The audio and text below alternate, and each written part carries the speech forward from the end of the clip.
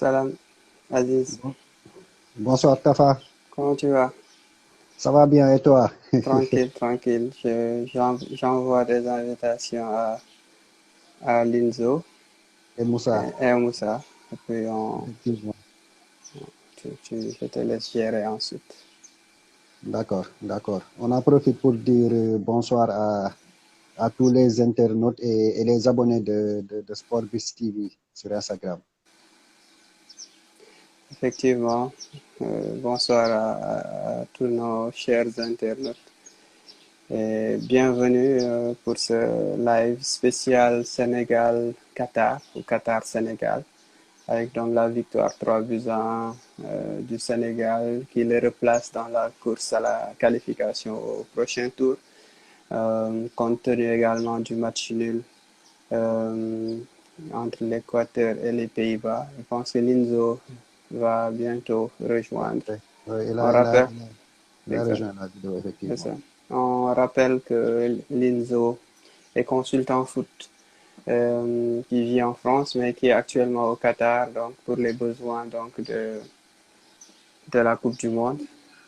Et Moussa également, Moussa Sarr, sera en direct avec nous depuis Paris.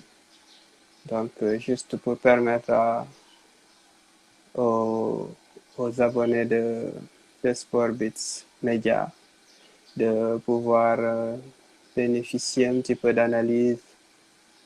euh, d'analyse de la part de nos consultants sur justement la situation de ce groupe A. Mhm. Voilà. Je- Effectivement, effectivement. Merci beaucoup Tafa. En tout cas, je vois que tu arbores la tenue de la victoire. Exactement. Supporter de circonstances. Effectivement, ouais, mais c'est comme ça. En tout cas, c'est vrai que c'était un match très important, surtout voilà, après la défaite inaugurale face aux Pays-Bas. Mhm. Donc, là, les Lions devaient réagir pour se donner une chance de Mhm. qualification lors du troisième match. Yeah. Et bien sûr, là, ils ont su bien réagir. Maintenant, bien sûr, lors du live, on est inclus dans le débat. Mhm. Et ce match-là qui a beaucoup d'enseignements. Il y a Mhm. la victoire, il y a aussi beaucoup d'enseignements dans le jeu. D'accord. Effectivement. On dirait que l'Inzo n'est pas encore monté. Ouais, vraiment, je pense que à première vue, il n'était pas parvenu à, à rentrer, mais ensuite, je pense qu'ils ont quelques difficultés pour rejoindre. Effectivement, il y a même Moussa Sarr aussi qui demande qu'on lui envoie une demande.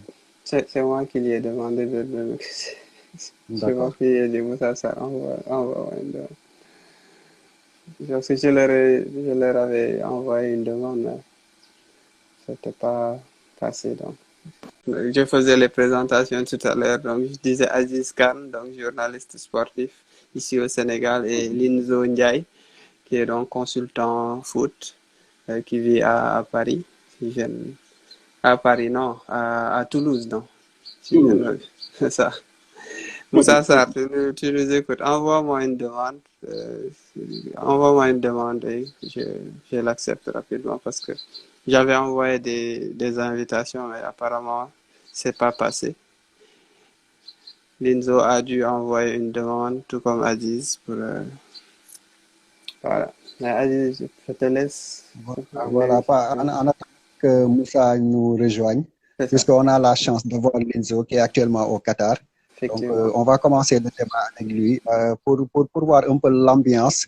On Mhm, va dire qui a prévalu aujourd'hui. On sait qu'on jouait face au pays organisateur, le Qatar. Tu mhm. étais au stade. Mhm. Donc, déjà, Mhm. comment tu as vécu le match dans les gradins et quelle est l'ambiance qui règne actuellement au Qatar? Certainement, les Sénégalais sont en train de faire la fête et les Qataris sont un peu désolés. On devine ça un peu. Alors, oui, oui, oui. Alors, déjà, au niveau du stade, évidemment, il y avait, on va dire, 90% des Qataris, bah, ce qui est logique parce que ils sont chez eux. Contrairement au premier match, en général, les Hollandais se déplacent massivement, mais il n'y en avait pas tant que ça. Voilà. Mais au-dessus du deuxième match, il y avait beaucoup de Qataris, mais les Sénégalais faisaient beaucoup de bruit. Parce qu'avec le groupe de supporters qu'on est nous, notamment les Ultras 221, tu combines avec ça le 12e Gaïdé, Alekaga de l'autre côté, etc. Il faisait quand même beaucoup de bruit malgré qu'on était minoritaire dans le stade. Les Qataris sont très fair-play, hein. C'est des personnes très calmes, posées, gentilles, voilà, qui sont très accueillants, voilà, ils ont une très bonne hospitalité. Donc, on les a battus, mais ils étaient très fair-play, ils nous ont félicités à la fin. Voilà, ils ont pris des photos, échangé des maillots. Et les Sénégalais, voilà, moi, je les ai laissés, ils sont partis faire la fête un peu au centre-ville, etc., manger, etc., etc. Donc, l'ambiance du côté sénégalais aujourd'hui est très festive, on va dire comme ça. D'accord, d'accord. Merci beaucoup, Linzo. Alors, Moussa nous a rejoint. Moussa, qui est journaliste et aussi consultant football. Il écrit beaucoup d'articles dans sa page Facebook, notamment. Je vous conseille d'aller visiter sa page Facebook. Il y écrit beaucoup d'articles, notamment lors de cette période de Coupe du Monde avec les Lions du Sénégal. Bonsoir, Moussa. Bonsoir Aziz, bonsoir Tafa, bonsoir Linzo. Bonsoir, Moussa. Bonsoir, bonsoir. Alors, on était en train de prendre un peu la température de Doha avec Linzo, donc, qui nous expliquait un peu l'ambiance qui a régné dans les stades et aussi à la fin du match. Maintenant, on va entrer dans le débat, on va dire. C'est une victoire, donc voilà, c'est une victoire qui est la bienvenue pour le Sénégal. Surtout après, on a vu le résultat nul entre l'Équateur et les Pays-Bas. Alors, je vais commencer avec toi, Tafa. On va essayer de débriefer ce match, de décortiquer ce match séquence par séquence. On va commencer par la première mi-temps. On a vu que sur la composition de départ qui nous a été annoncée, c'était un 4-4-2. Mais sur la disposition, on va dire, sur le terrain, on a plutôt vu un 4-2-4 avec voilà, les quatre de devant qui étaient voilà, carrément alignés sur la même ligne. Ouais. Donc, on a eu un peu du mal à organiser le jeu, puisque les dépositaires du jeu, c'était le duo au milieu Gana Gueye et Nampalys Mendy, et il n'y avait pas aussi de décrochage devant. C'est pourquoi on a connu beaucoup de difficultés dans le jeu, en tout cas dans cette première période. Absolument. La composition, l'animation choisie, c'était plus un 4-2-4, ce qui donnait déjà le ton en ce qui concerne les intentions du sélectionneur Aliou Cissé, dont on va dire, on égratigne un peu souvent la frilosité, et à juste titre d'ailleurs. Mais on va dire que c'était pas la bonne approche, vu que, comme tu le rappelles si bien, Aziz, ça manquait de créativité et surtout d'un joueur pour faire le lien entre le milieu de terrain et l'attaque. Parce que tout simplement, on va dire que ça manquait de relayeur. Parce que sur ce double pivot-là, Gana est moins relayeur qu'à l'accoutumée dans un 4-3-3. Avec donc une sentinelle qui garantit un petit peu une stabilité avec Nampalys Mendy, qui gère également la première relance. Mais là, avec ce double pivot-là, c'était plus simple pour le coach qatari en fait de placer deux joueurs pour empêcher la première relance de Gana et de Nampalys. C'est pour cela qu'on a vu la première mi-temps où c'était très compliqué pour l'équipe du Sénégal, même s'il y a eu des occasions, mais ça partait vraiment de parfois de longs ballons, comme sur l'action avec Ismaïla Sarr et la mauvaise sortie du gardien qatari, dont n'a pas profité en fait Ismaïla Sarr.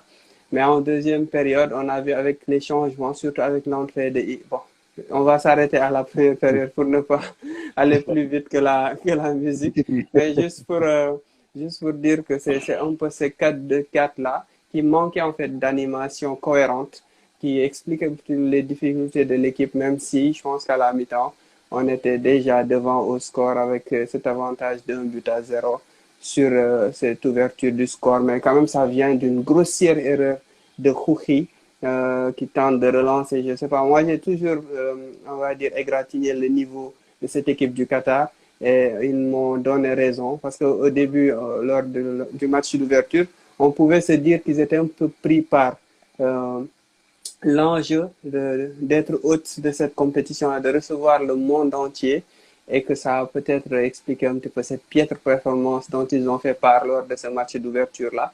Mais ce n'était pas une performance trompe-l'œil, c'était vraiment leur niveau et on a pu en bénéficier nous aussi, même si ça n'enlève en rien la qualité de cette équipe du Sénégal. Alors, Moussa, pour enchaîner et pour rester toujours dans cette première période, on a parlé du 4-2-4 avec le ballon, dans l'utilisation du ballon, mais il y a aussi ce 4-2-4 sans le ballon. Et ce qui nous a marqué, nous, c'était un peu, on va pas dire qu'il n'y avait pas de pressing, mais le pressing était un peu mal coordonné par les quatre. Et pourtant, on a vu que en fait, la défense qatari n'était pas très à l'aise, en tout cas dans la relance. Ils ont perdu beaucoup de ballons et comme Tafa le soulignait un peu sur l'ouverture du score, on a vu que c'est venu d'une erreur individuelle. Oui, non, mais moi je pense que c'est. En fait, je pense qu'à la base, ils voulaient jouer avec un 4-4-2, mais c'est juste que je pense que c'est les joueurs qui n'ont pas peut-être assimilé le système. Moi, c'est ce que je me dis. Après, est-ce qu'ils l'ont travaillé suffisamment à l'entraînement? Ça, c'est aussi une question qu'on peut se poser. Et moi, je le disais avant même sur ma page, avant le début du match, je disais que, en fait, quand tu veux jouer en 4-4-2 ou en 4-2-4, en fait, le double pivot que tu as, il faut qu'il soit complémentaire.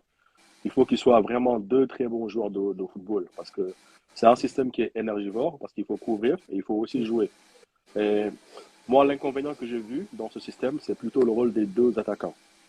En fait, donc, quand tu joues avec ce système-là, normalement, tu dois avoir un remiseur et quelqu'un qui prend la profondeur. L'inconvénient qu'il y avait avec les deux en attaque, c'est que juste qu'ils étaient souvent sur la même ligne et ça, c'était un problème.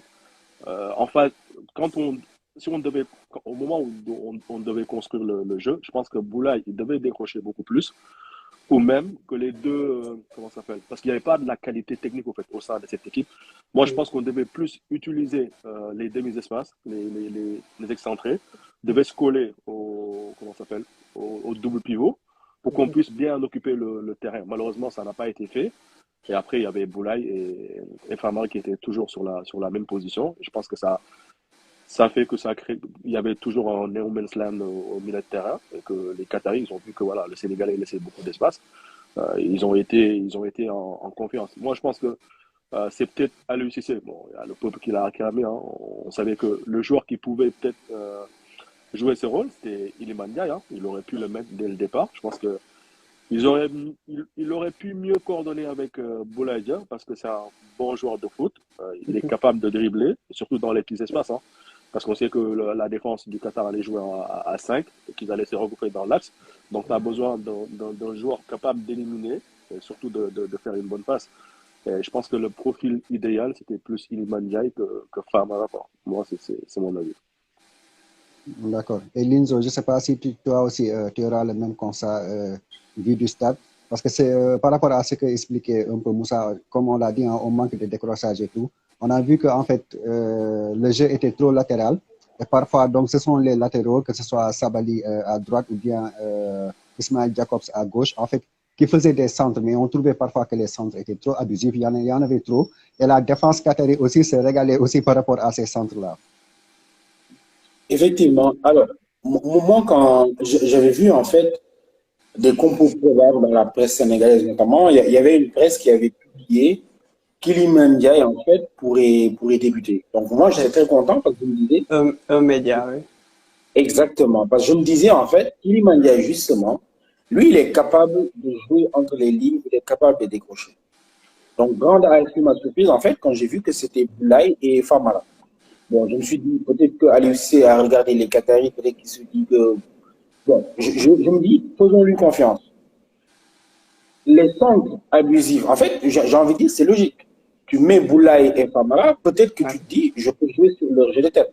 Donc, pour moi, voilà, pour moi, c'était une consigne d'Aliou Cissé, justement, de centrer beaucoup, centrer beaucoup, centrer beaucoup. Et ça, c'est vu, en fait. Ça, c'est vu. Autant les quatre de devant, moi, j'ai apprécié le fait que, notamment quand on voyait les dégagements, en tout cas, depuis ça, tu voyais bien qui empêchait les Qataris de relancer proprement, on va dire. Ils dégageaient, ensuite, facilement, on récupérait le ballon.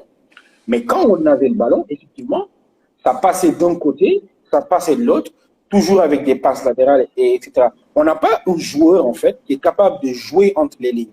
Boulaye, moi je me disais, peut-être que c'est Famara qui devait être carrément en pointe, Boulaye qui tourne autour, mais cette position-là, en fait, ça ne s'improvise pas. Hein. Il y a des joueurs qui sont faits pour jouer en fait dos au but, qui ne sont pas capables, quand tu leur donnes un ballon, soit de décrocher, de contrôler bien, de faire dribbler, etc. Quoi qu'on dise, Sadio Mané manque beaucoup, hein, parce que Sadio Mané, même s'il était à gauche, lui était capable de récupérer le ballon, de recevoir le ballon, créer une impulsion, éliminer un joueur, faire une passe, et tout s'enclencher en fait. Là, clairement, dans l'animation, bah, on était clairement déficitaire, et ça s'est vu. Et Iliman Ndiaye, en fait, il apporte cette, je ne sais pas comment dire, cette grande folie, cette insouciance. En fait, il a un profil différent des autres. Et c'est là où, pour moi, il est très important. Bah, j'espère sincèrement qu'on va essayer de le titulariser au prochain match. Ne serait-ce que pour voir. Si lui, on lui dit, voilà, pas 10, pas un 10 classique, certes, tu peux le mettre sur le côté, mais lui est capable d'animer, lui est capable de décrocher, de dribbler.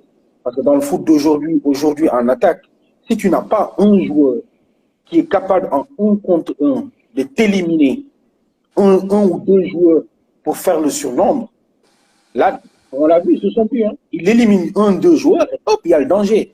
Crépin pour moi, sur le côté, Crépin, il n'élimine pas en contre 1. Voilà, il n'élimine pas. Ismaël Sarr, bon, on en reparlera peut-être, mais Crépin, il n'élimine pas. Donc, avoir un joueur qui élimine, comme ça, je le faisais sur des accélérations, sur des contrôles, etc., ce serait bien. Crépin, moi, sincèrement, je pense qu'il serait plus performant dans le milieu des terrains et pas sur le côté. Voilà. Lino, juste pour ajouter, pour compléter ce que tu dis, en fait, pourquoi on a une animation latérale? C'est parce que tout simplement, il manque ce relais-là au milieu de terrain. Absolument. C'est tout. Yeah. Exactement. On se disait qu'il manquait cette présence dans le dernier tiers. Moi, je me disais qu'à l'UCC, il allait rectifier le tir. J'étais très content quand j'ai vu la composition probable de médias, quand ils ont parlé d'Iliman Ndiaye. Là, je me suis dit, au moins, on va régler un problème au milieu de terrain. Et ça va permettre, au fait, d'avoir une meilleure animation, une animation cohérente, en fait. Quand tu vois, comme tu l'as dit, Linzo, Crépin Diatta en contre, il n'est pas bon dans la percussion. Et il revient de blessure, il faut que les gens ils comprennent ça. Je pense qu'il n'est pas au mieux de sa forme. Il ne gagne pas les 1 contre 1. Donc, le milieu de terrain, tu n'as pas ces joueurs-là capables de faire des passes qui cassent les lignes ou qui se projettent rapidement. Et moi, je pense même physiquement, moi, je ne vois pas cette équipe en fait, jouer à haute intensité pendant 90 minutes. Quand tu l'as vu contre la Hollande, en fait, c'est des joueurs qui ont l'habitude de jouer tous les 3 jours. Alors que chez nous, il y a beaucoup de joueurs qui manquent de rythme. Et ça s'est vu. Aujourd'hui, pourquoi on a galéré, je le disais, parce qu'il n'y avait pas un joueur comme Iliman Ndiaye. Quand il est au milieu de terrain, en fait, ça te permet d'avoir des triangles. Ah, effectivement. On va pas simplement baser notre animation sur les couloirs. Si tu vois tout notre jeu pencher sur les côtés. C'est plus simple à défendre en plus. Voilà, c'est plus simple parce que là, tu as la supériorité au milieu de terrain. Et même pour les joueurs, c'est moins fatigant pour eux parce que tu as quelqu'un pour garder le ballon, pour mettre ce bloc-là en difficulté. Mais si tu n'as pas ça, chaque fois qu'on a le ballon, en fait, notre jeu est beaucoup prévisible en fait, parce que les attaquants ils décrochaient pas, ils étaient souvent aspirés par le bloc adverse. Donc du coup, on passait par les côtés. Et les côtés, tous les centres qu'on posait, ils n'étaient pas précis.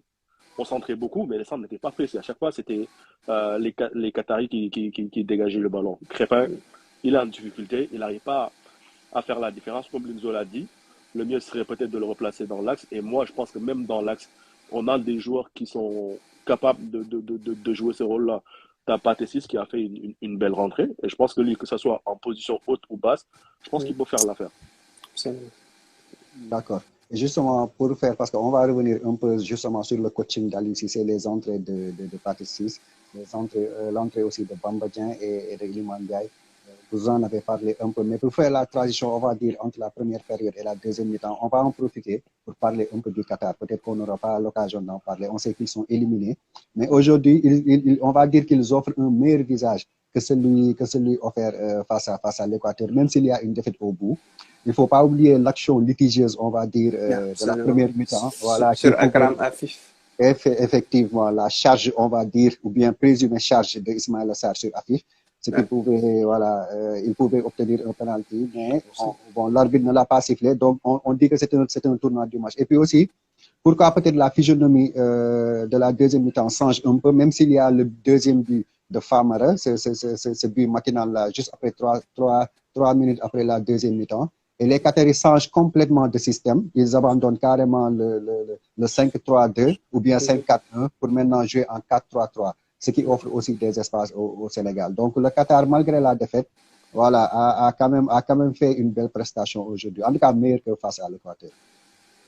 Effectivement, avant de répondre, j'en profite juste pour saluer Elzo qui nous passe l'islam, qui a fui le live parce qu'il n'a pas eu l'occasion de regarder le match du Sénégal.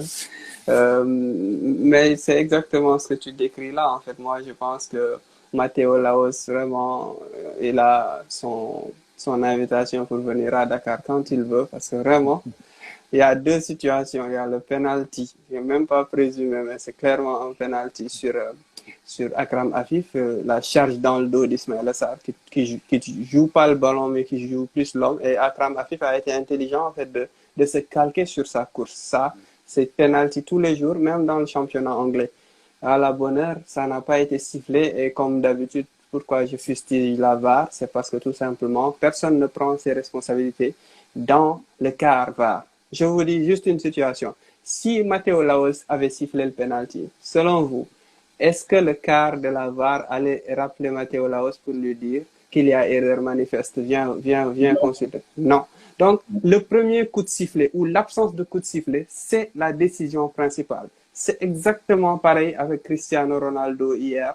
Si le penalty n'avait pas été sifflé par l'arbitre américain d'origine marocaine, jamais on aurait appelé l'arbitre pour lui dire viens voir, tu n'as pas sifflé penalty ici, peut-être qu'il y a faute. Parce qu'il n'y a pas grand-chose en fait. Donc le premier sifflet déterminant, ce contact-là est plus léger, c'est souvent à l'avantage.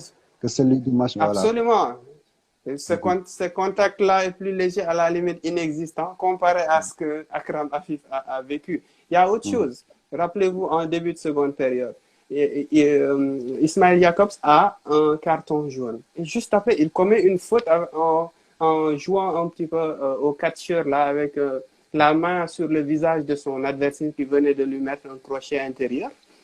Quand on a revu l'action, je me suis dit, ça aussi, ça aurait mérité normalement un autre carton jaune. On s'en tire à bon compte d'ailleurs pour une fois. Aliou Cissé a senti le coup en sortant juste après quasiment Ismaël Jacobs pour faire rentrer donc Pape Abou Cissé qui rentre dans l'axe et on décale Abdou Diallo. C'est ça.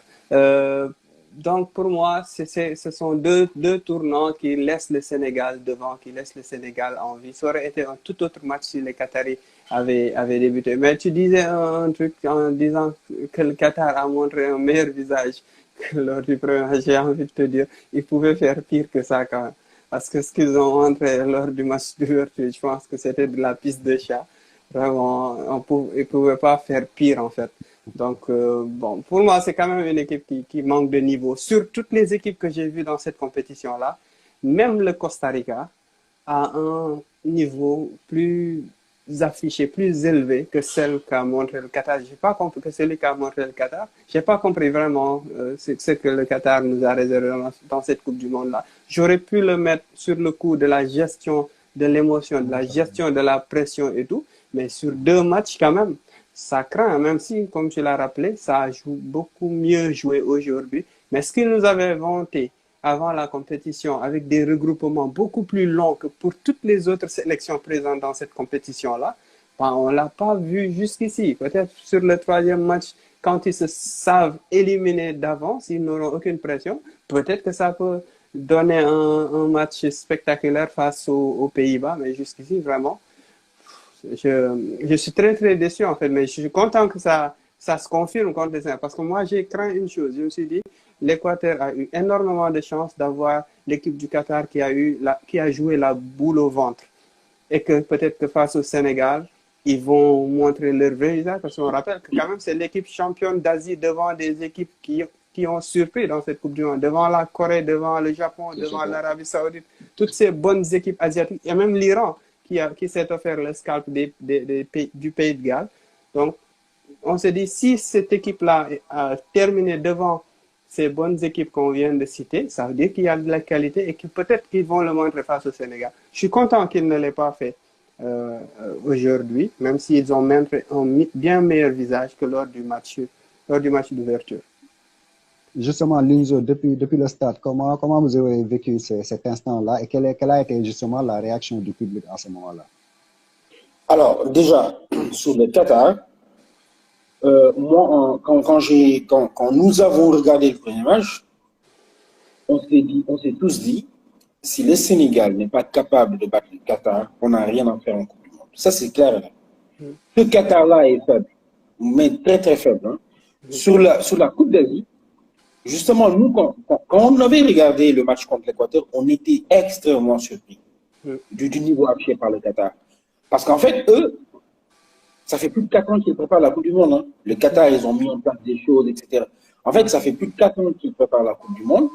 Quand on est allé voir les matchs de la Coupe d'Asie, notamment en 2019 ou 2020, en fait, on s'est rendu compte que pour certains pays, ils n'avaient même pas leur équipe type, en fait. Donc, je me demande, en fait, si cette Coupe d'Asie est vraiment parlante, on va le dire comme ça, parce qu'on avait vu la Corée, je ne sais plus quelle équipe, mais ce n'était pas du tout l'équipe. Hein. Voilà. Non. Ça, c'est la première chose. La deuxième chose, c'est que oui, en fait, moi, je m'attendais absolument à une meilleure prestation de l'équipe du Qatar. Ça, c'est clair et net, parce qu'ils ne pouvaient pas faire pire. Ils étaient dos au mur, il fallait qu'ils gagnent, etc., etc. Mais malgré ça, en fait, dans le jeu, tu vois, la défense, ils ne sont pas forcément sereins. Ils ont changé leur gardien. Tu vois, même le deuxième gardien, celui qui est... En fait, nous depuis le stade, on ne sentait pas que le gardien était en confiance, etc. Sur la qualité individuelle des joueurs, en fait, il n'y a pas assez de niveau.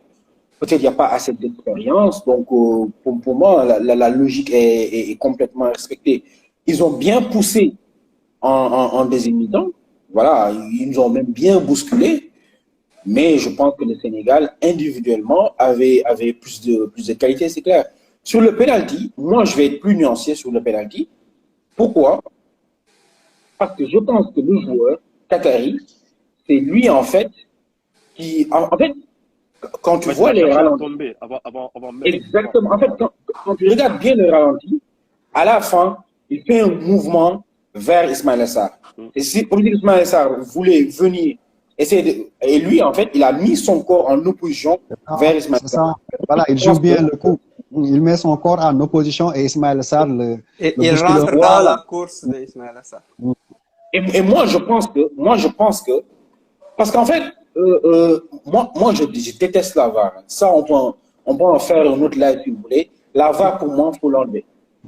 Mais par contre, j'ose imaginer quand même que dans le quart de la VAR, les arbitres qui sont là-bas, si au moins, s'ils pensaient vraiment qu'il y avait péno, au moins, parce que les gens disent que c'est flagrant.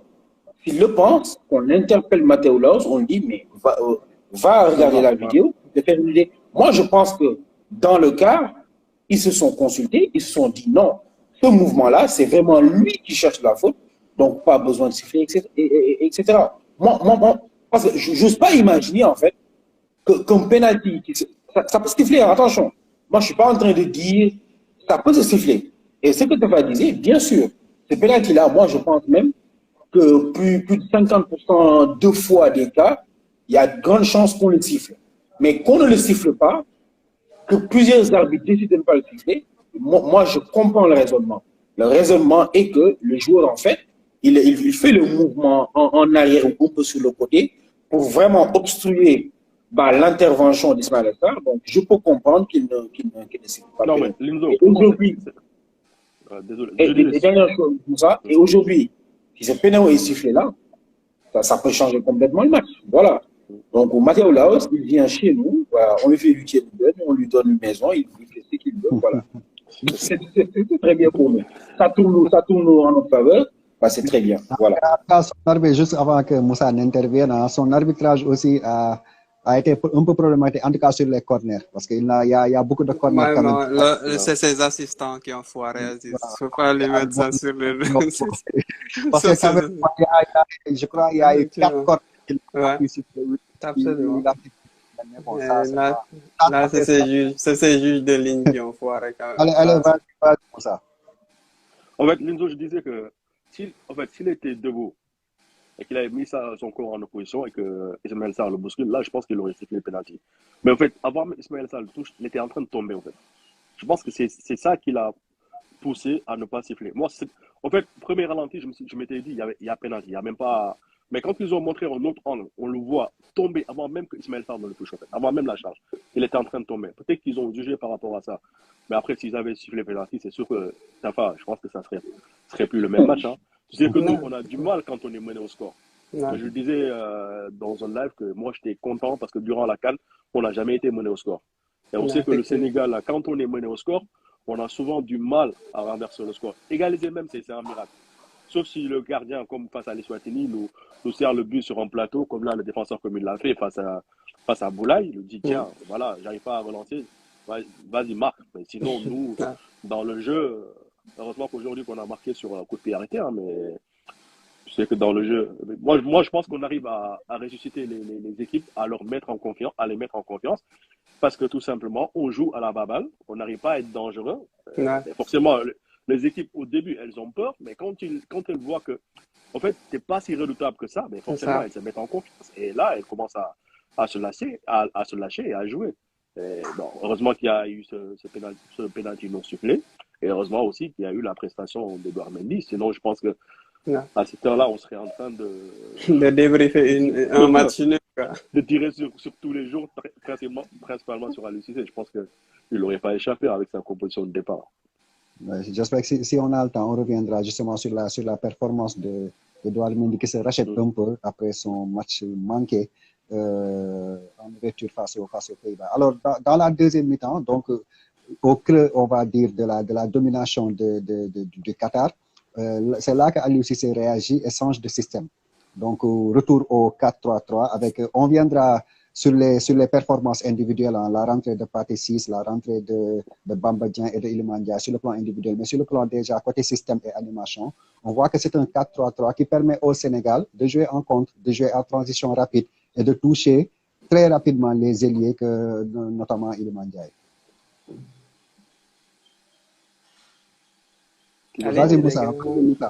Allez-y. Bon, moi, je sais pas si.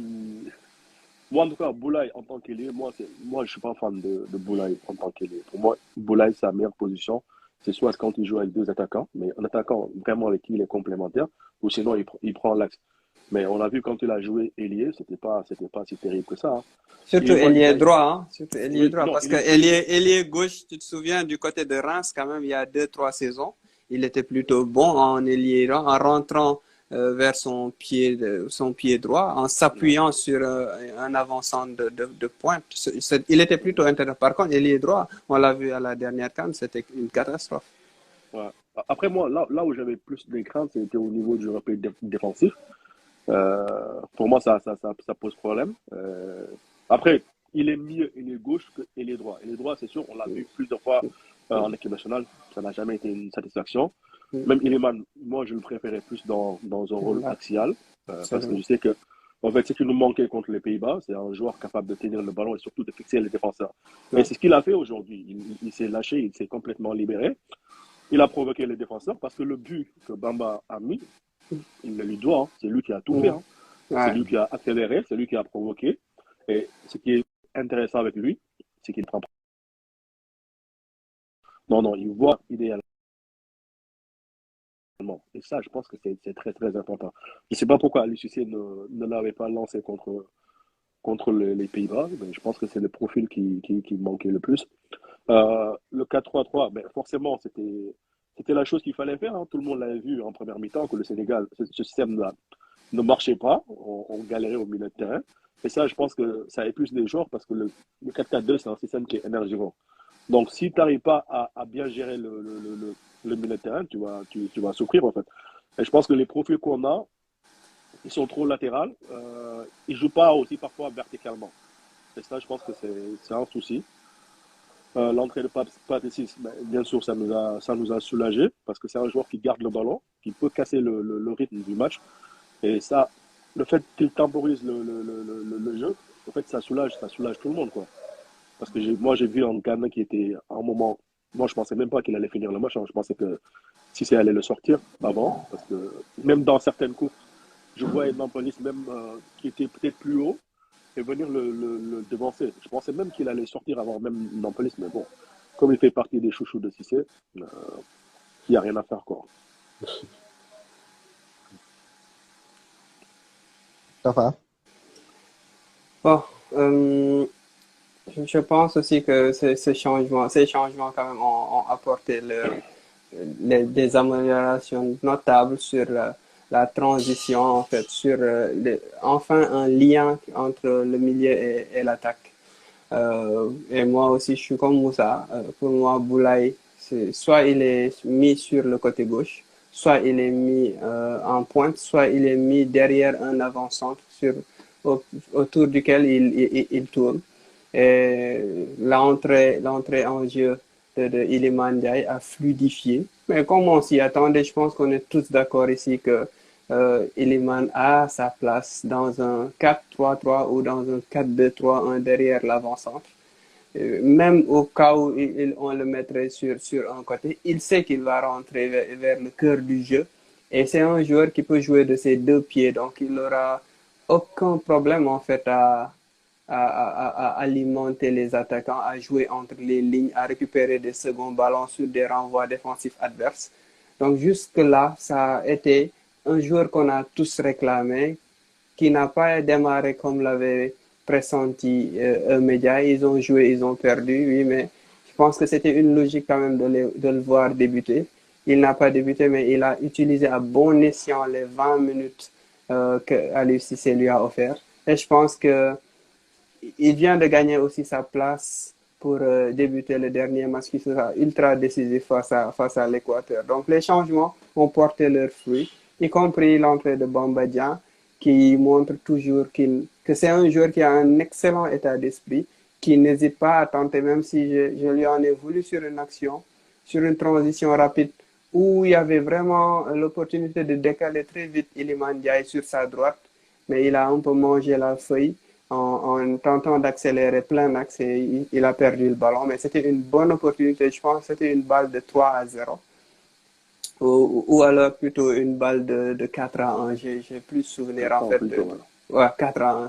Donc rien que pour ça, je félicite Aliou Cissé qui a pu faire des ajustements, même si au lieu de parler d'un coaching gagnant, c'est comme le rappelait tout le monde ici, c'est sa compo de départ qui craint, quoi.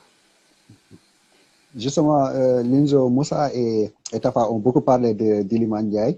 Donc, au-delà de l'entrée d'Iliman Ndiaye, il y a aussi Pathé Ciss qui entre aussi à un moment où c'est pas du tout évident, puisque comme on le disait tout à l'heure, c'est dans la période de domination du Qatar. Mais en tout cas, on va dire que sa vision du jeu, le fait de jouer parfois à une touche de balle, a favorisé justement ce jeu de transition. Et comme le rappelait aussi Tafa par rapport à Bamba Dieng, bon, en tout cas, ce qui nous marque avec ce gamin-là, c'est que déjà, c'est quelqu'un qui, même s'il a 5 minutes sur un terrain, il aura une occasion. Donc, à chaque fois, il a une occasion. Et c'est quelqu'un aussi qui commence à devenir clinique. C'est vrai que face aux Pays-Bas, il a deux situations où il négocie un peu mal, mais sur cette passe-là d'Iliman Ndiaye, bon, voilà, il a le bon geste du buteur.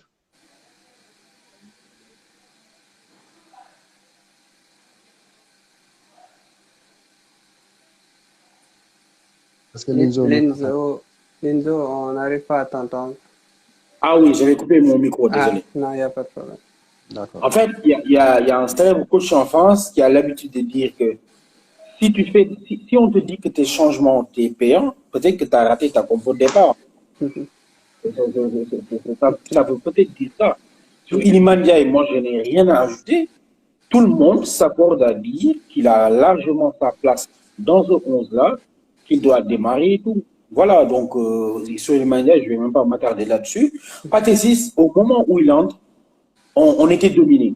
Je pense qu'Aliou Cissé a voulu en fait récupérer le milieu de terrain, a voulu en fait, comment dire, apporter de la solidité. Pathé Ciss, c'est quelqu'un qui ratisse bien, qui récupère des ballons, voilà, qui aide aussi dans les premières relances. Je pense que c'est ça qu'il voulait apporter. Pathé Ciss, il a fait une très bonne rentrée. Bamba Dieng, moi j'ai, comment dire, en fait, moi j'ai confiance en Bamba. Je sais qu'il peut toujours apporter en fait notamment dans ses courses. Parce que lui, en fait, contrairement à Famara, il est très incisif, en fait, Bamba Dieng. Dans ses courses, il est tranchant. Quand, en tant que défenseur central, croyez-moi, c'est pas la joie quand tu vois Bamba Dieng arriver. Parce que le mec, il te court partout. Voilà, en fait, il est partout. Il fait sentir sa présence. Il doit s'améliorer devant le but, mais il est très jeune. Bamba Dieng, il est encore très, très jeune. Donc, moi, je ne me fais pas d'inquiétude pour lui, hein. Il va s'améliorer, etc. À l'UC, ces changements ont été vraiment payants. Et même dans l'absolu, hein, dans l'absolu. On a critiqué sa compo de départ. Mais regardez bien, c'est Boulaye qui marque, c'est Djedju qui marque, c'est Iliman Ndiaye qui fait la passe décisive quand il rentre, c'est Bamba Dieng qui marque quand il rentre. Le football est tellement capricieux, en fait. Parce que les gens vont dire, mais vous êtes là à critiquer à l'UFC, à critiquer sa compo de départ. Mais regardez, ces choix ont été payants. Exactement. Donc c'est pas simple de critiquer à l'UFC, mais il faut le faire, il faut s'améliorer. Et on voit clairement. Et c'est surtout ça, le contenu, en fait, que cette compo-là a donné. Je pense que Moussa, tu es d'accord avec moi, parce que ces buts aussi, c'est sur balle arrêtée, c'est le but de Famara, mais l'autre but aussi, ça vient sur une erreur très, très évitable, parce qu'il n'y avait aucune pression pour Khouki. Donc, je suis d'accord avec toi, hein. Si tu le critiques, il te dit, oui, mais ma compo, Famara, il est certes, il est en manque de temps de jeu, mais il marque sur coup de pied arrêté, ce qui était une faiblesse, en fait, offensivement pour le Sénégal. Et il te dit, Boulaye aussi, dans la position que je l'ai mis, c'est là où il a inscrit l'ouverture du score. Donc, je suis absolument d'accord avec toi sur ce cas. Effectivement. Bon, voilà. Il y a aussi, quelqu'un l'a rappelé tout à l'heure, je crois que c'était Linzo ou Moussa. Il y a aussi la performance de Edouard Mendy qui se rachète un peu parce que, bon, il y a eu beaucoup de débats après son match manqué, comme on a dit, face aux Pays-Bas. Mais voilà, et en fait, la bonne nouvelle pour lui, c'est que ce genre de prestation aussi va lui redonner de la confiance et il en a besoin. Vas-y, Tafa. Oui, absolument. C'est un rebond. C'est la marque des grands champions. C'est la marque des grands gardiens aussi parce que il a été critiqué à juste titre, hein. On va pas lui imputer les 2 buts encaissés face aux Pays-Bas parce que tout simplement, sur l'ouverture du score de Gakpo, quand même, on a mis Frenkie de Jong sur un fauteuil, on lui a dit, bon, prends le temps d'analyser, regarde bien à qui tu vas donner la balle. Il y avait Memphis Depay pour une petite louche. Il y avait Gakpo qui vient de transpercer, qui vient de passer dans le dos de Ismail Jakobs. Et donc, le souffrant Pape Abou Cissé, tu peux lui mettre le ballon où tu veux parce qu'il avait une telle latitude, en fait, pour servir. Donc, ce but-là, on peut l'imputer à celui qui a tardé à monter sur Frenkie de Jong. On peut l'imputer à comment la défense centrale, Koulibaly et Abou Cissé, ont géré cette course dans leur dos. On peut l'imputer aussi à Edouard Mendy de 2 façons. C'est-à-dire, lui, c'était le seul joueur qui était en face, qui pouvait lire, en fait, ses déplacements vers l'intérieur. Et il a également manqué on va dire, de conviction dans la façon d'aller boxer ce ballon-là. Peut-être qu'il aurait dû y aller avec une seule main. Sur le deuxième but, je suis moins, en fait, critique parce que j'ai revu, en fait, la frappe enveloppée du gauche de Memphis Depay qui avait un effet rentrant, très difficile à aller chercher et un ballon à ras de terre. C'est très compliqué. Maintenant, c'est juste la façon dont il utilise la paume de sa main qui a favorisé ce rebond favorable, en fait, désolé pour la répétition, pour Davy Klaassen. Donc, je pense que les critiques étaient méritées sur le premier match parce qu'il n'a pas été décisif. C'est pas lui le fautif sur les 2 buts, mais il n'a pas été décisif. Et c'est ce qu'on attend aussi des gardiens, surtout après une prestation solide du Sénégal pendant 84 minutes. Aujourd'hui, il a parfaitement répondu à ces critiques-là. Un joueur, ça répond pas, en fait, dans les médias, ça répond mieux, en fait, dans les matchs. Ils ont l'occasion, en fait. Il a bénéficié de la confiance indéfectible de Aliou Cissé, qui est un adepte, en fait, de donner sa confiance à un joueur jusqu'au bout, quoi. Il lui donne énormément de chance parce qu'il sait qu'il a un très bon deuxième gardien, c'est Nidjan, qu'il a d'ailleurs prouvé lors des 2 premiers matchs de la dernière CAN. Donc, Edouard Mendy, sur 2-3 actions chaudes quand même, a sorti le Sénégal d'un guêpier et surtout d'un match nul qui se sentait en fait dans ce stade d'Altoumama.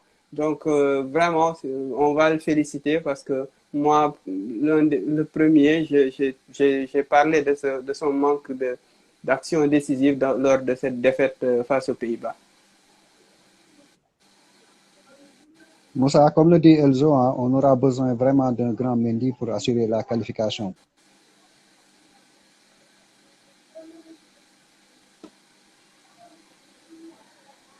Moussa, tu nous entends? Ouais. Je disais, je suis très content que Cissé l'ait maintenu dans les cages parce que je sais qu'il y avait une forte pression populaire pour qu'il soit dégagé des buts, alors que c'est un gardien qui nous a valu d'énormes satisfactions, qui est irréprochable quand même depuis plus de 3 ans en sélection. Donc c'était pas sur juste 2 erreurs qu'il fallait le dégager. Je pense qu'il fallait le réconforter et je pense qu'Aliou Cissé a pris la bonne décision. Et aujourd'hui, en fait, il ne faut pas être nul du jour au lendemain. Voilà, des moments difficiles, un passage à vide, ça arrive à n'importe quel joueur. C'est sûr qu'il était en crise de confiance à Chelsea. On s'attendait à ce qu'il se relance en sélection. Ça n'a pas été le cas lors du premier match, mais aujourd'hui, il a prouvé quand même qu'il restait toujours un des meilleurs gardiens au monde. Et je pense qu'il nous a maintenus en vie. S'il n'avait pas sorti ces 2 arrêts décisifs-là, je pense que ça serait un autre match puisque le Qatar aurait égalisé. Et peut-être que le Sénégal aurait craqué, aurait douté, hein, on ne sait jamais. Donc, je sais qu'on se dirige contre l'Équateur, qui sera un match ultra décisif, un match qui sera beaucoup plus compliqué même que face à la Hollande, hein, même s'il y a Valencia qui risque de manquer ce match. Mais le pressing que j'ai vu des joueurs de l'Équateur, leur agressivité et tout ça, je pense qu'ils peuvent vraiment nous faire mal. Je pense qu'on aura besoin d'un collectif soudé et surtout d'un très bon gardien. Comme on l'a dit, le poste de gardien, c'est un poste qui est quand même spécial. Tu ne peux pas te permettre de faire certaines erreurs, donc on aura besoin de retrouver un grand Mendy, celui qu'on a vu aujourd'hui. J'espère qu'il continuera sur cette même lancée parce que je pense qu'on aura besoin de lui. Parce qu'avec la perte de Sadio Mané, il ne reste pas beaucoup de leaders en fait. Donc c'est l'un sur qui on peut compter, quoi. Donc j'espère qu'il va se servir de ce match-là pour vraiment démarrer sa compétition, quoi. Voilà. Merci vraiment beaucoup. On arrive à ce live. On peut prendre. Voilà, il y a des conditions d'arrêter. En tout cas, on espère après le 3e match, on espère aussi des qualifications. Et voilà, on salue les internautes du Sénégal. Merci. Bon repos. On sait que vous avez tout donné. Merci beaucoup aussi à Moussa et à toi, Tafa. Voilà, on se retrouve. Merci. Merci à vous. Merci beaucoup, les gars. Merci, les gars. Merci. Bon séjour, Lenzo. Bon, merci beaucoup. Merci. Allez,